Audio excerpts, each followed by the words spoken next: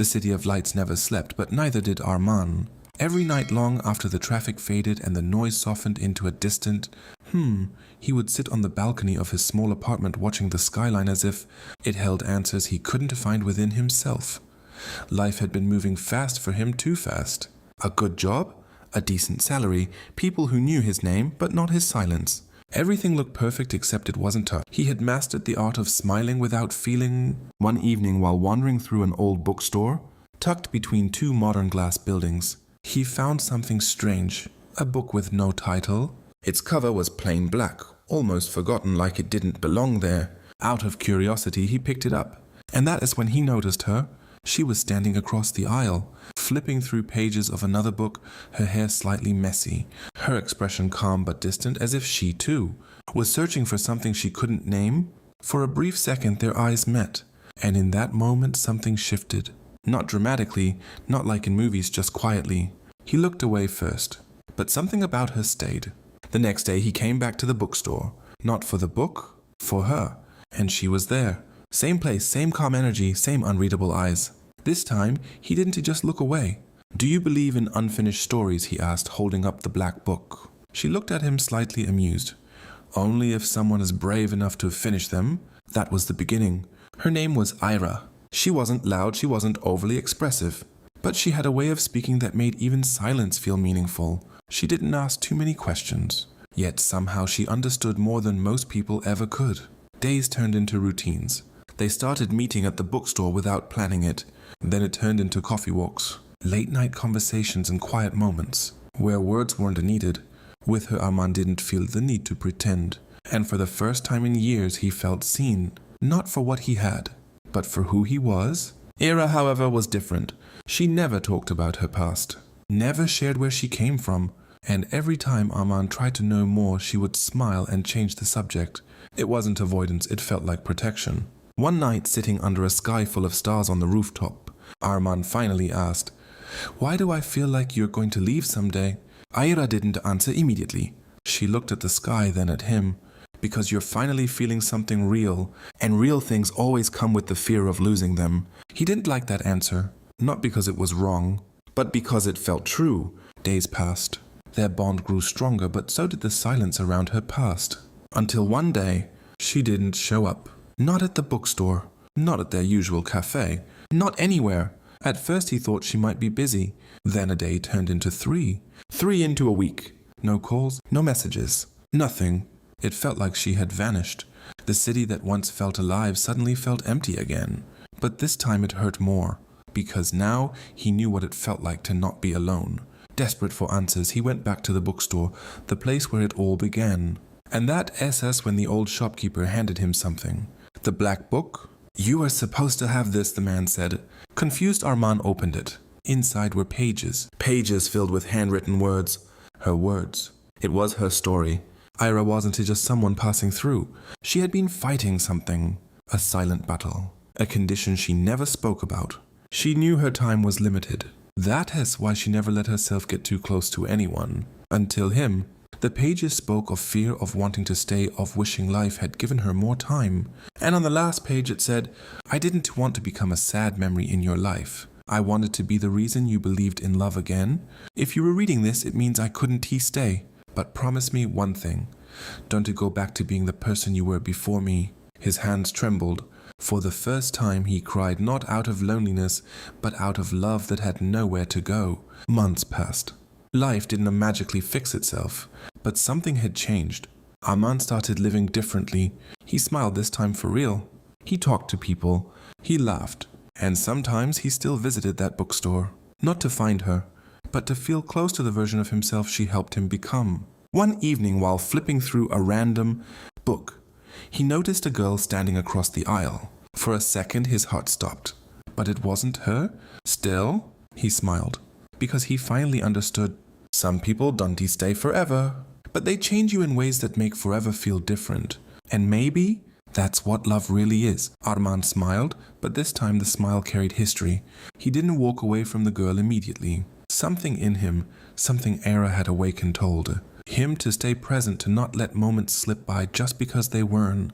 To the same as before, the girl looked up, sensing his gaze. Do I know you? She asked, a little unsure. Armaan shook his head softly. No. I just thought. He paused, then smiled again, calmer this time. I thought you might like that book. She glanced at the book in her hands. You've read it. Not really, he replied, but sometimes the right books find the right people. She studied him for a second, as if trying to understand what he meant. Then she smiled politely and went back to reading. And that was it. No spark, no sudden connection, no destiny-like moment. Just a simple interaction. But for Armaan it meant something bigger, because for the first time he didn't try to replace Aira. He didn't try to chase a feeling. He just let life happen. Weeks passed. Armaan's life slowly found a new rhythm. He still visited the bookstore, but less often now, not because it hurt, but because he no longer needed to hold on to the past, to feel connected to it. Aira wasn't a place anymore. She had become a part of him. One evening while organizing old things in his apartment, he found the black book again. He hadn't opened it since that day. His fingers hesitated over the cover, then he opened it. The same pages, the same handwriting, the same last message, but something felt different this time. He wasn't reading it as someone who had lost her. He was reading it as someone who had been changed by her. As he flipped through the pages, a folded piece of paper slipped out something he had never noticed before. His heart skipped. Slowly he unfolded it. It wasn't part of the story. It was a note. For the day you finally learned to smile without me. His breath caught. You always thought I was the one who was leaving.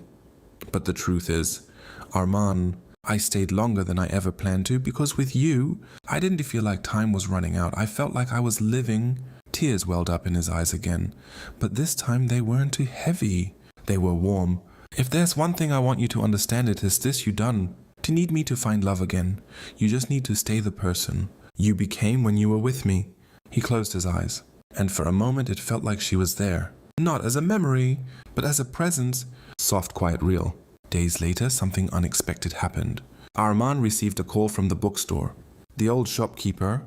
I need you to come here, the man said.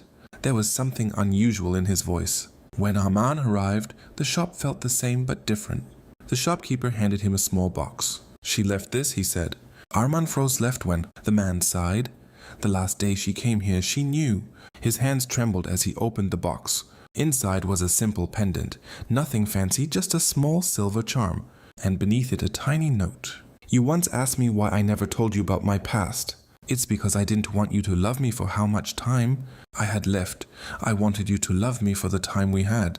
Armaan closed the box slowly. This time he didn't cry. He just stood there, breathing deeply, letting the moment settle inside him. Why didn't you give me this before? He asked.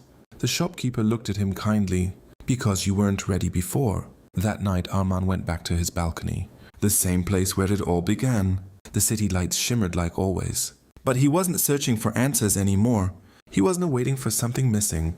He felt complete, not because he had everything, but because he had understood something most people never do. Love doesn't always stay, but it always leaves something behind.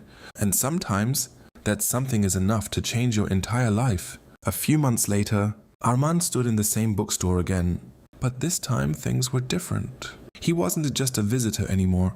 He had started helping the old shopkeeper, organizing books, recommending stories, talking to strangers, who walked in looking for something they couldn't explain. One evening, a girl walked in, not the same one from before, someone new. She looked confused, scanning the shelves like she didn't know what she was looking for. Armaan walked up to her. Looking for something specific, he asked. She shook her head. No, just something that feels real. Armaan smiled. He picked up a book and handed it to her. No title, she asked. Yeah, he said softly. The best stories don't always have one. She smiled. And this time, it wasn't about replacing the past. It wasn't about forgetting Aira. It was about something new, something unknown, something real. And somewhere in the quiet corners of the universe, Aira's story didn't end, because love like hers doesn't disappear. It transforms, it continues. In smiles, in choices, in the way someone learns to live again. The girl held the book in her hands, running her fingers over its blank cover as if trying to feel something beyond what her eyes could see. No title, she repeated softly. That is unusual. Armaan smiled, but this time there was a quiet confidence in it. So are the best stories. She looked up at him again, this time not just out of politeness but curiosity. And how do you know that? She asked. He paused for a moment as if choosing which version of the truth to give. Because I lived one, he said. Something in his tone made her stop asking questions. Instead, she nodded slowly. Then I guess I'll trust your recommendation. She took the book and walked toward the counter. Armaan didn't stop her. He didn't follow her. He simply watched her go, not with longing, not with expectation, but with peace. Days passed and then something unexpected happened again. She came back. Same time, same quiet steps, same thoughtful eyes. She walked straight to him this time. I read it, she said. Armaan leaned slightly against the shelf, folding his arms, and she took a breath. It didn't feel like a story. He raised an eyebrow. No, it felt like someone's life. Like every word actually meant something. Like it wasn't written to impress anyone, just to be felt. For a second, Armaan said nothing. Because she was right. That's because it was real, he said quietly. She studied him again more carefully now. Whose story was it, she asked. Armaan looked at the book in her hands. Then gently he replied, someone who taught me how to live and how to let go. Her name was Meher. Unlike Aira, she asked questions. Not too many, but the right ones. She didn't carry silence the same way Aira did. She carried curiosity. And slowly, without forcing anything, she became a part of Armaan's new routine. They talked. They shared small moments. They laughed not loudly but genuinely. And for the first time, Armaan noticed something important. His heart didn't feel heavy anymore when he smiled. One evening, as they sat inside the bookstore, after closing hours, Meher looked at him and asked, "Do you still love her?" The question was simple, but it held weight. Armaan didn't avoid it. He didn't rush to answer either. He took his time. Then he said, "Yes." Meher didn't react the way most people would. She didn't look hurt. She didn't pull away. Instead, she asked something deeper. "Then how can you move forward?" Armaan smiled, not sadly, not defensively, but with clarity. "Because love doesn't end," he said, "it changes. What I feel for her, not something that is holding me back anymore. It's something that built me." Meher's eyes softened. "And what about now?" she asked quietly. Armaan looked at her. For a moment time slowed, not dramatically, but enough to feel real. Now he said, "I'm not afraid of feeling again." Seasons changed. Life moved.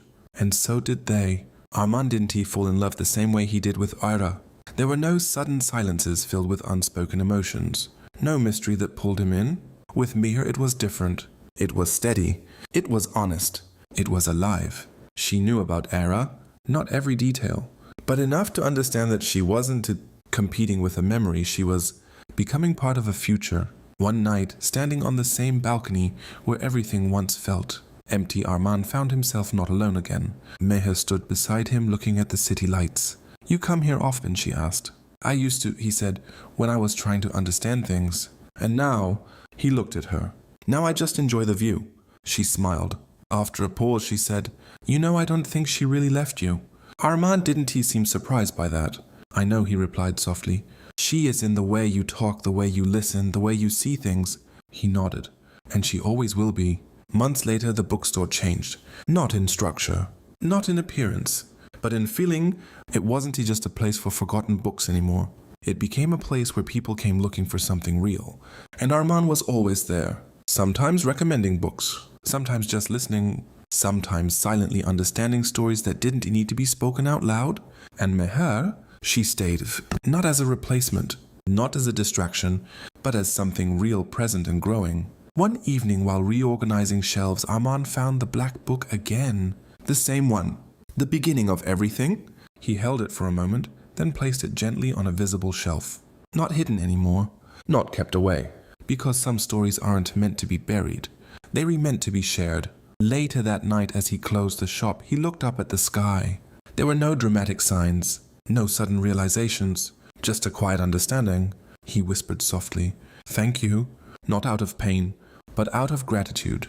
And somewhere beyond what eyes can see, Aira's story smiled quietly, because the boy who once feared losing everything had finally learned how to live with everything he had gained. Final ending. Love came into his life twice. The first time it taught him how deeply a heart can feel. The second time it taught him how peacefully a heart can stay. And between those two loves, he found himself